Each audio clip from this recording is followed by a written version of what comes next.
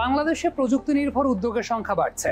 আমরা আমাদের আশেপাশে দেখতে পাচ্ছি বিভিন্ন ride sharing app, food delivery, online শিক্ষা ব্যবস্থা, ফিনটেক সহ নানা কিছু। সবকিছু মিলিয়ে প্রযুক্তিগত এই সমস্ত উদ্যোগ একদিকে যেমন কর্মসংস্থান সৃষ্টি করছে, ঠিক তেমনিভাবে দেশের অর্থনীতিতে বড় ভূমিকা পালন করছে। আমার কাছে এটা মনে হয় অনেক বড় অপরচুনিটি এটা এখন। কারণ হচ্ছে যে ধরেন আমরা যখন শুরু করেছিলাম তখন কিন্তু আমরা একটা ইন্ডিভিজুয়াল এন্টিটি ছিলাম, আমরা কিন্তু একটা নির্দিষ্ট গণ্ডির মধ্যে আটকা ছিলাম। আমরা ধরেন যে কোনো একটা কাজ, সেই কাজটা করার পরে সেটার আউটপুট অনেক দিন পরে পাওয়া, সেটার জন্য অপেক্ষা করা, সেটার জন্য বাবা মাকে বোঝানো, ফ্যামিলিকে বোঝানো, মানে এটা ছিল একটা আনসিন একটা ম্যাটার ছিল।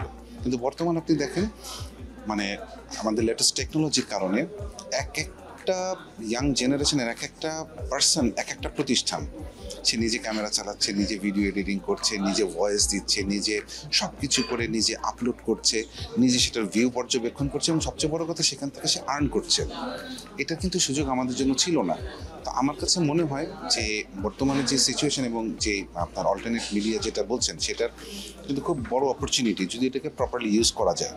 আর মেরিটস ডিমেরিটস তো সব কিছুতেই থাকবে, এটাকে খুব পজিটিভলি যেন ইউজ করতে পারে সেই জন্য ফ্যামিলি থেকে খুব সাপোর্টটা লাগবে, যে বোঝানো যে টেকনোলজিটার পজিটিভ ইউজটাকে করা।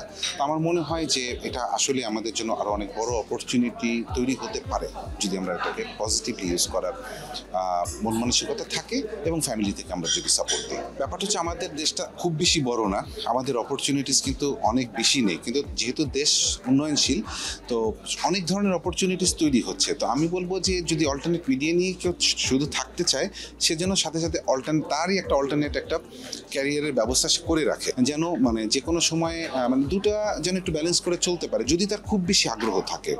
যেমন আমার কথা আমি বলতে পারি, আমি কিন্তু মিডিয়াতে থাকা অবস্থায় কিন্তু আমি আমার বিজনেসের ক্যারিয়ার আমি তৈরি করেছি। তো আমি মিডিয়াতেও চলতো, সাথে আমার বিজনেসের জায়গাটা আমি তৈরি করেছি। তো বর্তমানে যারা আছে ইয়াং জেনারেশন, মানে যারা ইউনিভার্সিটিতে পড়ছে, তাদের বলবো যে নিজের সাবজেক্টের পাশাপাশি অল্টারনেট একটা ক্যারিয়ারের ব্যবস্থা এবং ক্যারিয়ার নিয়ে চিন্তা ভাবনাটা যেন করে রাখে। আমাদের দেশ যেহেতু ডেভেলপিং এবং আমাদের কিন্তু এখন প্রচুর পরিমাণে আপনার ফরেন ইনভেস্টার্স, ফরেন কোম্পানিজ আসবে। তো এখন একটা জিনিস চিন্তা করেন, ফরেন ইনভেস্টাররা কিন্তু আসছে, তার মানে আমার দেশে যদি স্কিল্ড পার্সন থাকে তাহলে কিন্তু তারা বাইরে থেকে স্কিল পার্সনদের আনবে না।